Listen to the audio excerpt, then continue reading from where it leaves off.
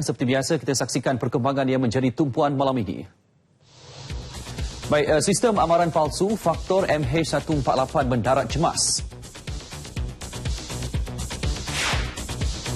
Juga kebuluran punca bangsa sindiket pemerdagangan manusia maut.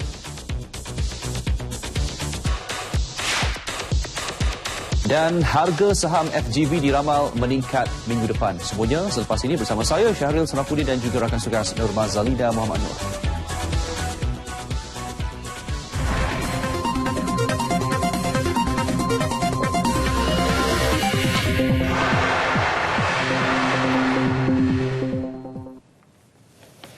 Penerbangan Malaysia Airlines MAS MH148 melakukan pendaratan cemas di lapangan terbang Melbourne disebabkan menerima amaran palsu daripada sistemnya mengenai kebakaran di bahagian enjin. Pesawat Airbus A330 itu yang kemudiannya diperiksa jurutera dan petugas lapangan terbang mendapati tiada bukti berlaku kebakaran pada pesawat.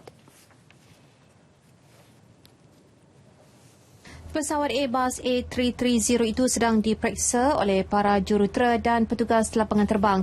MAS dalam kenyataannya berkata setakat ini tiada bukti berlaku kebakaran pada pesawat. Kesemua 300 penumpang MH148 telah dibawa keluar daripada pesawat atas faktor keselamatan. Maklumat lanjut akan dikeluarkan MAS dari semasa ke semasa.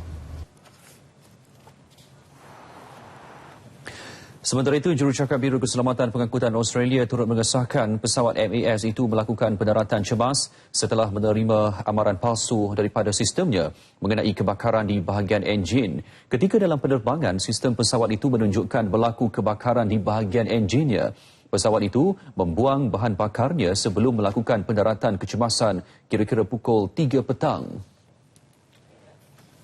Not much panic because there was nothing stressing at that stage.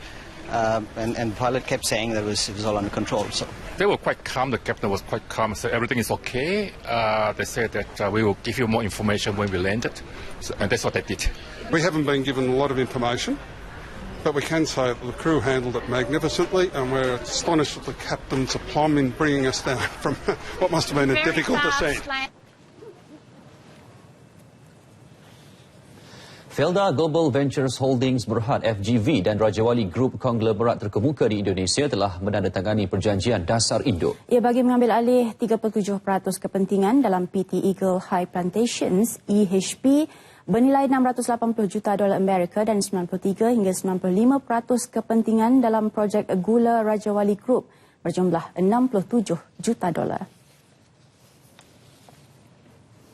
Dalam kenyataannya, FGV berkata bagi pengambil alihan EHP, 30% kepentingan bernilai $632 juta Amerika akan dibayar secara tunai.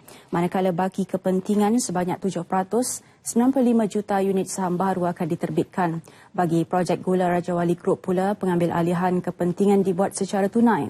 Kepentingan dalam EHP dan projek gula Raja Wali Group akan dimiliki oleh FGV Kalimantan Sendirian Berhad, syarikat milik penuh FGV. Pengambil alihan ini akan menjadikan FGV antara syarikat peladangan minyak sawit berintegrasi terbesar dunia dengan akses ke ladang EHP dan simpanan tanahnya. EHP merupakan syarikat peladangan sawit ketiga terbesar di Indonesia dengan memiliki 425,000 hektar tanah. Dan susulan pengumuman positif itu, harga saham FGV diramal mengalami peningkatan minggu depan. Justru penganalisis saham Nazari Rosli menasihatkan pelabur jangka panjang untuk mengambil peluang ini memandangkan harga saham FGV kini rendah. Nazari yang juga pengarah Jupiter Research berkata penurunan harga saham FGV dan kaunter-kaunter saham berkaitan peladangan ketika ini dipengaruhi harga sawit dunia yang mengalami penyusutan. Bagaimanapun beliau yakin harga sawit di pasaran dunia yang telah mencapai paras sokongan terendah akan kembali stabil tidak lama lagi. Perlu menerima hakikat bahawa sebarang bentuk saham yang tersenarai di Bursa Malaysia akan melalui proses kenaikan dan juga kejatuhan. Dalam kes FGV, oleh kerana perniagaan dia adalah lebih berbentuk untuk kelapa sawit, sebenarnya harga kelapa sawit sekarang ni memang berada di paras yang agak rendah. Di situlah refleksi kepada harga saham FGB. Mungkin ada perkara-perkara lain yang membuatkan harga saham FGB jatuh dalam bisnes nature dia orang. Tapi saya percaya kalau FGB mula memberi tumpuan kembali kepada pelaburan asas, kepada kegiatan asas mereka, iaitu konsentrate di dalam peladangan, kelapa sawit, saya yakin untuk jangka panjang harga saham FGB akan kembali meningkat. Nazari berkata penggantungan saham FGV adalah amalan biasa untuk syarikat yang tersenarai di Bursa Malaysia apabila mengumumkan sesuatu yang penting agar tidak menjejaskan pergerakan harga saham syarikat. Semalam saham FGV ditutup 6 sen, lebih rendah pada RM1.86 dengan 3.37 juta saham bertukar tangan. Hasil bedah siasat ke atas 106 mayat bangsa sindiket pemerdagangan manusia dalam Ops Wawasan Khas mendapati kebanyakannya menemui ajal dipercayai akibat kebuluran. Ketua Polis Perlis SAC Syafiee Ismail mengesahkan kes itu diklasifikasi sebagai kematian mengejut tanpa ada sebarang unsur jenayah. Pihak forensik juga belum dapat memastikan kewarganegaraan mayat-mayat berkenaan yang ditemui dalam keadaan berkafan. Sehingga hari ini, polis telah menerima laporan bedah siasat ke atas 26 mayat. Kesemua mayat tersebut dipercayai berusia 17 hingga 60 tahun dan kebanyakannya adalah lelaki. Sekarang ni kita siasat anda sudden death report ataupun laporan mati mengejut sebab saya difahamkan there's no foreplay, tidak ada unsur-unsur jenayah berlaku dan saya difahamkan kebanyakan mereka mungkin mati disebabkan oleh, kalau mengikut hospital, unknown. Mungkin disebabkan penyakit, kurang makan dan sebagainya. But it's no foreplay. Laporan bedah siasat Unit Forensik Hospital Sultanah Bayyah Al-Ustar yang diperolehi 2 hari lepas juga mendapati ada mayat yang masih baharu dan ada juga yang meninggal dunia awal tahun lepas. Walaupun operasi menggali dan mengeluarkan rangka mayat mangsa dalam Ops Wawasan Khas itu sudah berakhir, kawasan berkenaan masih lagi dikawal anggota Pasukan Gerakan Am PGA bagi mengelak kejadian sama berulang. Sejak 25 Mei lalu, polis menemui 139 kubur dan 28 kem transit pendatang asing dalam operasi di sempadan Malaysia-Thailand. Idea tidak campur tangan dalam hal ehwal dalaman sesebuah negara perlu dihapuskan dalam isu pembunuhan etnik Rohingya di Myanmar. Bagi bekas Perdana Menteri Tun Dr. Mahathir Mohamad, ASEAN mampu mengubah dasar dan bertindak terhadap Myanmar yang menafikan hak etnik Rohingya sehingga mereka beramai-ramai meninggalkan negara berkenaan. Malah Tun Dr. Mahathir melihat kemelut itu bukan lagi urusan dalaman Myanmar semata-mata kerana nasib mereka perlu diberi perhatian. Beliau yang juga Presiden Perdana Global Peace Foundation FGPF berkata walaupun terdapat perbezaan, Malaysia sebagai contoh tidak pernah mengetepikan kaum-kaum lain sejak sebelum merdeka sehingga kini.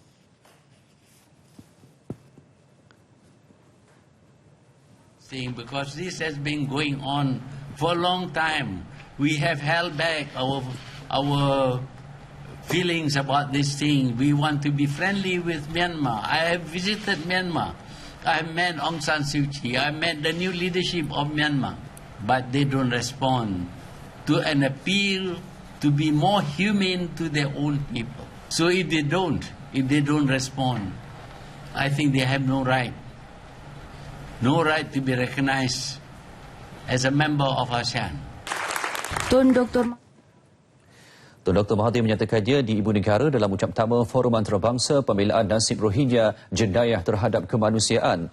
Presiden Organisasi Kebangsaan Arakan Rohingya Nurul Islam, pemegang amanah PGPF Jeneral Tan Sri Muhammad Azumi Muhammad serta pengarah eksekutif Fortify Rights International Matthew Smith antara yang diundang dalam forum tersebut.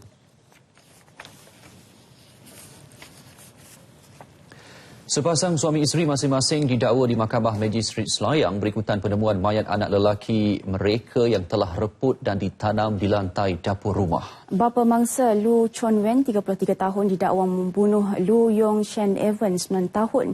Manakala ibunya Tan Bo Jia, 33 tahun, didakwa atas tuduhan melupuskan mayat mangsa. Lu yang tidak bekerja didakwa melakukan kesalahan itu di rumah nombor 26 Jalan 10 Taman Usaha Jaya Kepong pada 2 petang 29 Mac lepas. Sabit kesalahan membawa hukuman mati mandatori. Tiada pengakuan direkod. Sebutan semula kes 6 Ogos ini. Sementara itu, Tan yang merupakan seorang suri rumah mengaku tidak bersalah atas tuduhan melupus barang kes dengan menanam mayat mangsa di dalam rumah dengan niat untuk melindungi suaminya. Dia didakwa mengikut Seksyen 201 Kanun Keseksaan yang membawa hukuman penjara maksimum 7 tahun dan denda jika sabit kesalahan. 10 Julai ini sebutan semula kes terhadap Tan. 4 pelancong asing yang berbogel di Gunung Kinabalu dihukum penjara 3 hari dan denda RM5,000. Mahkamah Kota Kinabalu menjatuhkan hukuman tersebut selepas mereka mengaku bersalah di hadapan Magistrate Dan Wayne Daly selepas 2 lelaki warga Kanada dan seorang wanita warga Belanda menyerah diri di Balai Polis Karamunsing. Sementara seorang lagi wanita warga Britain ditahan di lapangan terbang Tawau ketika cuba berlepas balik ke Kuala Lumpur. Pada 30 Mei lepas, 10 pelancong asing berbogel di Gunung Kinabalu sehingga menyebabkan kemarahan dalam kalangan masyarakat setempat. Selepas beberapa kejadian seperti gempa bumi, tanah runtuh dan banjir yang melanda negara, menyaksikan Malaysia bukan lagi sebuah negara yang bebas ancaman bencana alam. Justru itu, aktivis masyarakat Tan Sri Lee Lam Tai mencadangkan agar satu badan khas diwujudkan dilengkapi pelbagai aspek perancangan, kepakaran, peruntukan keuangan serta persediaan menghadapi bencana alam. Itu masa telah tiba bagi Malaysia untuk mempelajari daripada negara Jepun, itu negara itu Korea. Kerana ini ialah selaras dengan dasar pandang ke timur untuk negara Malaysia untuk melengkapkan itu diri, mensiagakan itu diri tentang bagaimana kita boleh menghadapi bencana seperti ini. Usaha menambah baik perancangan menghadapi kebarangkalian malapetaka alam amat dialu-alukan dengan termasuk saluran bantuan kepada penduduk terjejas. Pada masa sama, rakyat negara ini juga tidak boleh bersikap lepas tangan dan menyerahkan segalanya kepada kerajaan untuk menanganinya. Sikap sukarela perlu diadaptasi dalam kehidupan untuk mewujudkan masyarakat penyayang. Terdahulu, Tan Sri Lee melancarkan Kelab Sukarelawan Yayasan Eco World Iskandar Malaysia di Johor Bahru.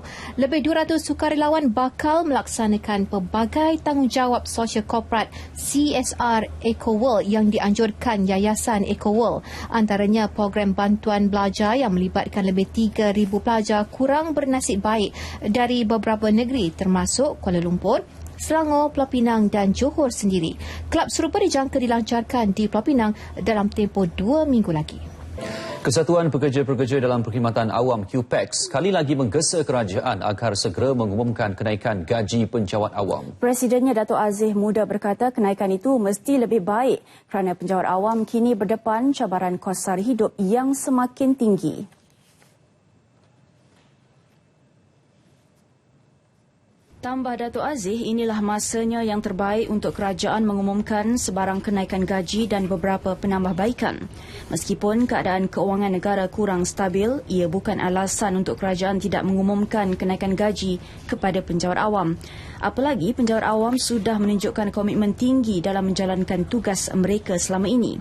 Dato' Aziz menyatakannya di Kuching, Sarawak pada Majlis Penghargaan Hari Pekerja 2015 dan Malam Mesra Hari Gawai.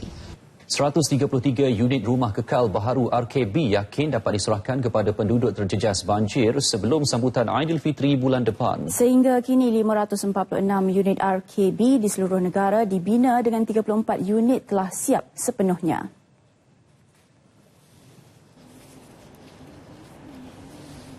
Menurut kenyataan Unit Pemulihan Pasca Banjir UPPB, Jabatan Perdana Menteri JPM janji untuk membina 1,415 unit RKB kepada mangsa banjir di seluruh negara akan ditunaikan.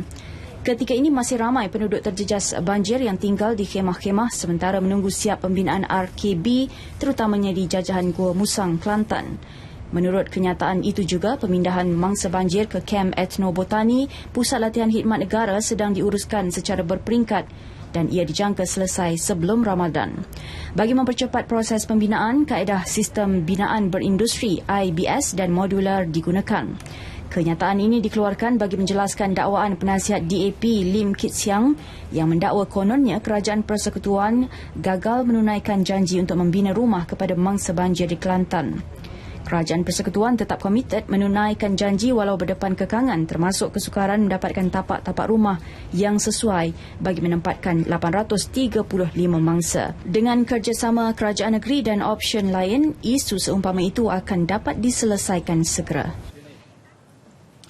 Di Ampang, Selangor, sebuah rumah dalam proses ubah suai milik pesara tentera bergelar Datuk runtuh pagi tadi. Bagaimanapun, 3 ahli keluarga mangsa yang berada dalam premis tidak mengalami kecederaan. Penolong Pengarah Operasi Bomba Negeri Muhammad Sani Harul yang dihubungi mengesahkan mengenai kejadian di Taman Dagang Jaya Ampang yang berlaku pukul 7 pagi. Insiden terjadi apabila struktur tambahan dalam pembinaan runtuh secara tiba-tiba. 2 kereta yang diletak di bahagian hadapan rumah dihempap runtuhan simen. Sepasukan anggota bomba dan penyelamat Balai Bomba Ampang dihantar ke lokasi. Pemeriksaan mendapati ketika kejadian, pesara tentera terbabit berada di lokasi lain, manakala isteri dan 2 anaknya sempat menyelamatkan diri. Punca sebenar kejadian dan kos kerugian masih disiasat. Sebagai mengelak jangkitan MERS-CoV di Malaysia, Kementerian Kesihatan sentiasa memperkukuh pelbagai aktiviti kesiapsiagaan serta maklum balas. Menurut Ketua Pengarah Kesihatan, Datuk Dr. Nur Hisham Abdullah, antara yang dilaksana termasuk saringan kesihatan di pintu masuk antarabangsa negara dan edaran kad amaran kesihatan. Aktiviti saringan kesihatan di pintu masuk antarabangsa negara bertujuan mengesan pelawat yang menunjukkan tanda atau gejala penyakit berjangkit termasuk Ebola dan MERS-CoV. Saringan juga tertumpu kepada pelawat yang tiba dari Korea Selatan selain para pelawat yang tiba dari Semenanjung Arab. Menerusi kenyataan yang dikeluarkan Kementerian Kesihatan, kerjasama dijalin dengan Kementerian Dalam Negeri, Kementerian Luar, Kementerian Pelancongan dan Kebudayaan, Kementerian Pengangkutan dan Jabatan Imigresen dalam mengukuh tahap kesiapsiagaan menghadapi kemungkinan penularan penyakit itu ke negara ini. Malah pihak kementerian juga bekerjasama dengan Pertubuhan Kesihatan Sedunia untuk memantau situasi semasa kejadian wabak itu. One Malaysia Development Berhad 1MDB berhasrat memulakan proses permohonan untuk cadangan RFP bagi subsidiarinya Bandar Malaysia Sdn Berhad dalam tempoh 2 minggu akan datang. Menurut kenyataan yang dikeluarkan Presiden dan Pengarah Eksekutif Kumpulan Arul Kanda Kandasamy, RFP bertujuan memilih pelabur ekwiti yang berkelayakan untuk bekerjasama dalam pembangunan keseluruhan projek tersebut. Bandar Malaysia merupakan pembangunan bandar bercampur seluas 495 ekar yang dijangka menjadi pemangkin kepada transformasi Greater Kuala Lumpur. Terletak di lokasi strategik dalam lingkungan 7 km dari KLCC, pembangunan itu akan berfungsi sebagai pintu masuk Kuala Lumpur bagi rel berkelajuan tinggi ke Singapura dan menjadi hub pengangkutan utama di bandaraya ini. Bagi memindahkan kemudahan sedia ada di tapak berkenaan, 1MDB kini bertanggungjawab menyediakan 8 balai polis dan kem tentera baharu yang dibina di seluruh negara. 1MDB menyumbang 1.6 bilion ringgit untuk kos pemindahan daripada 2.7 bilion ringgit kontrak pembinaan. Mesyuarat Kabinet hari ini mengarahkan Kementerian Kerja Raya untuk mengadakan perbincangan lanjut dengan syarikat-syarikat konsesi lebuh raya berhubung cadangan kenaikan kadar tol. Caj baru tol akan bergantung kepada kelulusan Kabinet selepas menimbangkan secara terperinci segala aspek. Perkara tersebut dinyatakan Datuk Seri Fadilah dalam satu kenyataan media. Untuk sementara waktu, Datuk Seri Fadilah Yusof meminta semua pihak tidak membuat sebarang spekulasi mengenai isu kadar tol yang baharu. Kabinet turut membincangkan isu implikasi kenaikan kadar tol bagi tahun 2015. Jemaah Menteri juga diminta mengemukakan pandangan masing-masing mengenai perkara itu. Sebelum ini ada laporan yang menyatakan antara lebuh raya yang dijangka terbabit dengan kenaikan tol ialah lebuh raya Best Raya, lebuh raya Pantai Baharu dan lebuh raya Duta Ulu Klang. Kelemahan ringgit tidak menjejaskan syarikat-syarikat perkapalan tempatan seperti Alam Maritime Resources Berhad. Dan menurut pengarah urusan kumpulan merangkap Ketua Pegawai Eksekutifnya, Datuk Azmi Ahmad, kebanyakan urus niaga perniagaan dilaksanakan dalam mata wang dolar Amerika Syarikat. Transferred to the Middle East, for example, then in US dollar dominated, we should be enjoying the appreciation of depreciation of ringgit, right? And as far as loan is concerned, most of our loans are in ringgit, so we don't have that exposure on the fluctuation of the US dollar against ringgit. Syarikat itu kini dalam proses memasuki tender bernilai sekitar 3 bilion ringgit untuk projek-projek kapal sokongan luar pesisir OSV, perkhidmatan dalam laut dan pemasangan luar pesisir OIC. Bagi tahun kewangan berakhir 31 Disember 2014, Alam Maritim mencatatkan penurunan pendapatan sebanyak 12% menjadi 391.6 juta ringgit berbanding tahun sebelumnya. Manakala keuntungan sebelum cukai pula susut 15% kepada 66.6 juta ringgit.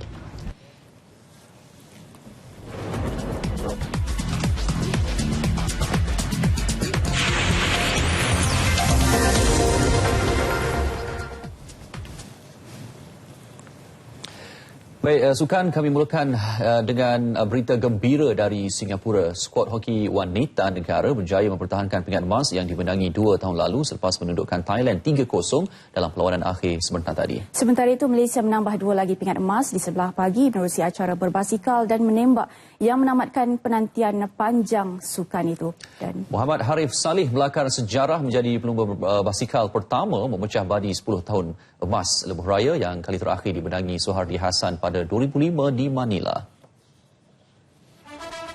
106 pelumba perlu melengkapkan 15 pusingan dengan jarak 2.65 km bagi setiap pusingan. Gandingan di antara adik-beradik Zamri dan Harif Saleh, Anwar Manan, Muhammad Adik Husaini Osman nyata berhasil. Harif Saleh nyata lebih pantas melengkapkan jarak keseluruhan 39.75 km selaku pemenang pingat emas dengan catatan 53 minit 46 saat. Pelumba Vietnam Lee Van Duan meraih perak manakala Vincent Chin yang juga pelumba tuan rumah meraih pingat gangsa. Kemenangan itu sekaligus menamatkan kemarau emas selama 10 tahun. Kem menembak juga turut menamatkan kemarau emas menerusi Nur Ayuni Farhana Abdul Halim. Penembak kelahiran Pahang itu beraksi dalam acara 50 meter 3 posisi meraih mata tertinggi 446.7 mata. Ayuni menewaskan penembak Thailand Supamas Wang Kaiao 442.9 mata untuk pingat perak. Seorang lagi penembak negara Nur Suryani Muhammad Taibi melengkapkan podium dengan bidikan 433.5 mata. Dalam acara berpasukan pula, trio Malaysia Nur Ayuni, Nur Suryani dan Muslifah Zulkifli sekadar meraih pingat perak selepas mencatat 1,718 mata. Emas milik Thailand Nursi Sununta Majacep, Supamas Wang Kiao dan Vichuda Pichikanjanakul dengan 1,735 mata. Gangsa milik Singapura yang mengumpul 1,710 mata. Sementara itu, acara taekwondo yang membuka tirainya hari ini menyaksikan hanya 1 perak dan 2 gangsa mampu disumbang kontingen negara. Walaupun diberikan peluang di saat akhir bergandingan dengan Kwok Jun Ee, Yap Kim Wen tetap berjaya memberikan persembahan mantap dan kemas. Pasangan negara tenang melakukan 2 disiplin wajib acara ini iaitu gerakan Taeback dan Sip Jin mencatat 7.77 mata bagi Taeback dan 780 mata bagi Sip Jin untuk mata keseluruhan 7.785 mata. Kedudukan ini gagal mengatasi mata gerakan pasangan Vietnam yang mencatat 7.885 mata keseluruhan untuk pingat emas dan pasangan tuan rumah Singapura pulang dengan pingat gangsa. I have 2 pairs, yes. I have 2 pairs. It will be Yong Jin-gu. If it's not Yong Jin-gu, it will be Kwok Jun Ee. I can pair with both of them. Since April? Yeah, since April. Yeah, April. And before that, we went to competitions as well. So we took that as also a preparation. But officially, we did very, very intensively since April. Sementara itu, dalam acara individu, Yong Jin Kun mengulangi pencapaian pingat gangsa yang dimenanginya pada tahun 2013 di Myanmar. Dia tewas kepada atlet tuan rumah Kang Rui Ji yang meraih pingat emas, perak milik atlet Indonesia Haidar Maulana. Begitu juga bagi acara berpasukan lelaki, gandingan Yong Jin Kun, Kong Jun Ee dan Q Wei Yan turut mengulangi kejayaan merangkul gangsa buat negara seperti mana pada 2013. Emas pasukan dimenangi Filipina sementara Vietnam membawa pulang pingat gangsa. Kontingen negara berjaya menambah pungutan pingat emas kepada 35 pingat emas setakat jam 7 petang tadi. Namun Thailand sudah berjaya memintas Singapura dengan kelebihan 1 pingat emas untuk berada di kedudukan teratas. Untuk itu kita saksikan kedudukan terkini pungutan pingat kontingen bertanding. Saksikan.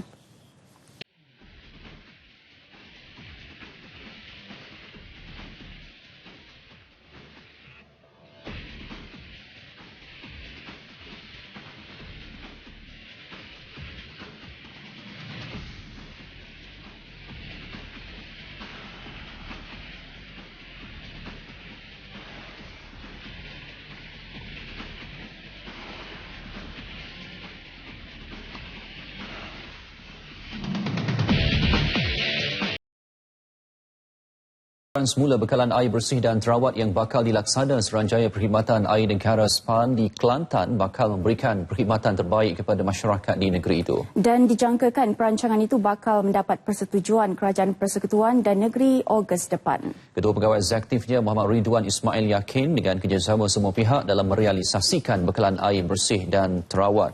Bercakap selepas merasmikan kempen dan pameran penggunaan air terawat negeri Kelantan 2015, yang turut dihadiri Pengurus Besar Air Kelantan Semdiran Berhad, beliau memberitahu 20 juta ringgit diperuntukkan bagi menukar paip baharu dan penstrukturan semula air Kelantan dapat mengatasi masalah yang dihadapi. Sebelum ini, kerajaan negeri di bawah pimpinan PAS meletakkan beberapa syarat kepada SPAN sebelum bersetuju untuk menyerahkan konsesi itu kepada anak syarikat SPAN, iaitu Perbadanan Aset Air Berhad PAAB bagi tujuan penstrukturan semula bekalan air Kelantan. Antara syarat yang ditetapkan adalah SPAN perlu memaklumkan kepada Kerajaan Persekutuan agar menghapuskan hutang pinjaman bekalan air berjumlah kira-kira 56 juta ringgit yang dibuat kerajaan negeri dari tahun 1990 hingga 1999.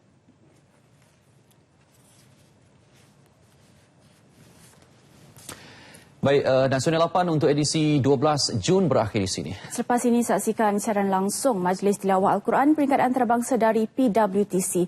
Dengan itu, Assalamualaikum. Dan salam satu Malaysia.